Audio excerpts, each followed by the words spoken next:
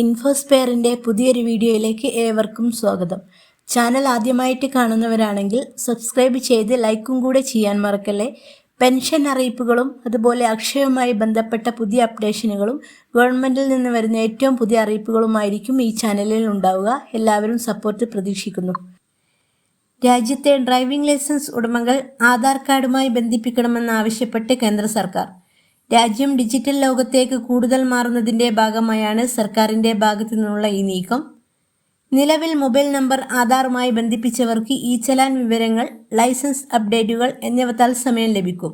എന്നാൽ mobile number ബന്ധിപ്പിക്കാത്തവർക്ക് ഈ വിവരങ്ങൾ ലഭിക്കുന്നതല്ല. അതിനാലാണ് ആധാറുമായി ലൈസൻസ് ബന്ധിപ്പിക്കാൻ കേന്ദ്ര സർക്കാർ ആവശ്യപ്പെടുന്നത്. ഗതാഗത നിയമങ്ങൾ തെറ്റിക്കുമ്പോൾ ഈ ചലാൻ പിഴ വരുന്നത് മിക്ക വാഹന ഉടമകളുടെയും ശ്രദ്ധയിൽപ്പെടുന്നില്ല. പുതിയ കരട് നിയമം അനുസരിച്ച് ഈ ചലാൻ പുറപ്പെടുവിച്ച് 3 മാസത്തിനുള്ളിൽ തന്നെ പിഴ അടയ്ക്കൽ നിർബന്ധമാണ്. അല്ലാത്ത പക്ഷം ഡ്രൈവിംഗ് ലൈസൻസ് സസ്പെൻഡ് ചെയ്യപ്പെടും.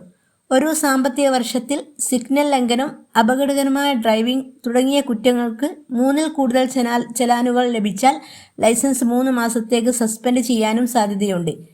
നിലവിലെ റിപ്പോർട്ടുകൾ പ്രകാരം അയച്ച ചലാനുകളിൽ 40% മാത്രമാണ് വാഹന ഉടമകൾ തിരിച്ചടിച്ചിട്ടുള്ളത്.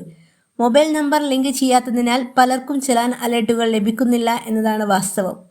ഇതിനാൽ ഈ ചലാൻ അവഗണിക്കുന്നവരുടെ എണ്ണവും വർദ്ധിക്കുകയാണ്. ഡ്രൈവിംഗ് ലൈസൻസ് ആധാറുമായി എങ്ങനെ ബന്ധിപ്പിക്കാമെന്ന് നോക്കാം. പരിവാഹൻ വെബ്സൈറ്റ്, അതായത് പരിവാഹൻ.gov.in വഴി നിമിഷങ്ങൾക്കുള്ളിൽ തന്നെ നിങ്ങൾക്ക് ഡ്രൈവിംഗ് ലൈസൻസ് ആധാറുമായി ബന്ധിപ്പിക്കാവുന്നതാണ്.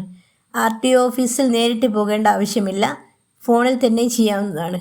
ഔദ്യോഗിക വെബ്സൈറ്റിൽ ലോഗിൻ ചെയ്ത ശേഷം ഡ്രൈവിംഗ് ലൈസൻസ് വിഭാഗത്തിൽ നിന്ന് നിങ്ങളുടെ സംസ്ഥാനവും ലൈസൻസ് ഓപ്ഷനും തിരഞ്ഞെടുക്കുക. മൊബൈൽ നമ്പർ 2 തവണ നൽകി തുടരുക എന്ന ബട്ടണിൽ ക്ലിക്ക് ചെയ്യുക. ശേഷം ആധാറുമായി ലിങ്ക് ചെയ്ത മൊബൈലിലേക്ക് ലഭിക്കുന്ന OTP ഉപയോഗിച്ച് ആധാർ ഉടമയാണെന്ന് സ്ഥിരീകരിക്കാം.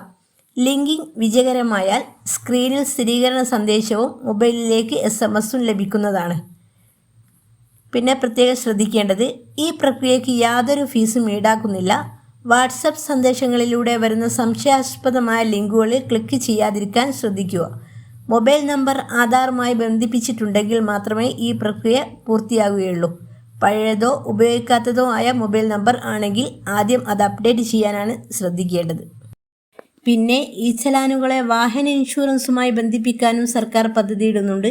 മുൻ സാമ്പത്തിക വർഷത്തിൽ 2 അതിലധികമോ ചലാനുകൾ തീർപ്പാക്കാത്ത വാഹന ഉടമകൾക്ക് അടുത്ത വർഷം ഉയർന്ന ഇൻഷുറൻസ് പ്രീമിയം ആയിരിക്കും അടയ്ക്കേണ്ടി വരിക.